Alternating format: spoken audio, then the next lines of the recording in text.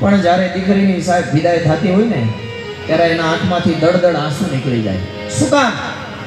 કારણ કે એનો કાળજા કેરો કટકો છે ને એ છોડીને જાય છે આજે.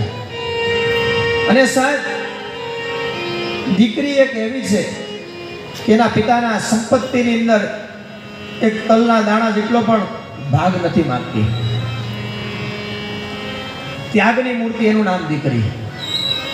દીકરી એટલે ઈશ્વરે આપણને કરેલું કન્યાદાન, આનું નામ દીકરી. દીકરી એટલે કુળને ઉજાળી દે, આનું નામ દીકરી. કદાચ પિતાનું મૃત્યુ થયું હોય ને, પિતાને ત્યાં દુઃખ હોય તો દીકરીને દાજે. જે દીકરાઓને ન દાજે પણ દીકરીને દાજતું હોય. શું કામ? કારણ કે એના મા બાપે એને લાડકોડથી ઉછેરી છે, એના લાડકોડ બધા પૂરા કર્યા, એને જે જોતું હતું એને આપ્યું છે. કન્યાદાનની અંદર તો પિતાએ ખૂબ દાન આપ્યું હોય. સોનાના દાન આપીએ, આપણે ચાંદીના દાન આપીએ, ગાયના દાન આપીએ, બહુ હોય તો ભૂમિનું દાન પણ આપણે આપીએ. પણ શાસ્ત્રમાં કન્યાદાની મહાદાન કીધું છે. શું કામ? કારણ કે કન્યાદાની મહાદાન એટલા માટે કે દીકરીને આપણે નાનેથી લઈ અને 20-25 વર્ષ સુધી આપણે એને મોટી કરી હોય, એને આપણે ભણાવી હોય, એને જે જોતું હોય આપણે એને આપ્યું હોય,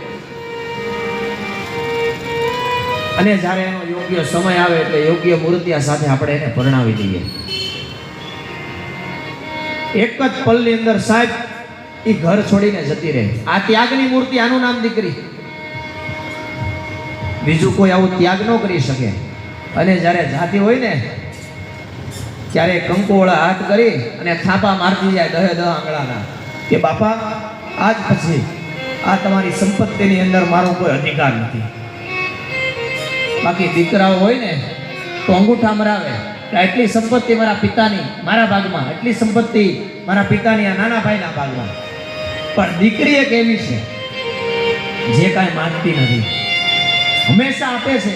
અને જેના ઘરે દીકરી હોય ને એનું ઘર હર્યું ભર્યું હોય, જ્યાં ઝાંઝરીનો અવાજ આવતો હોય,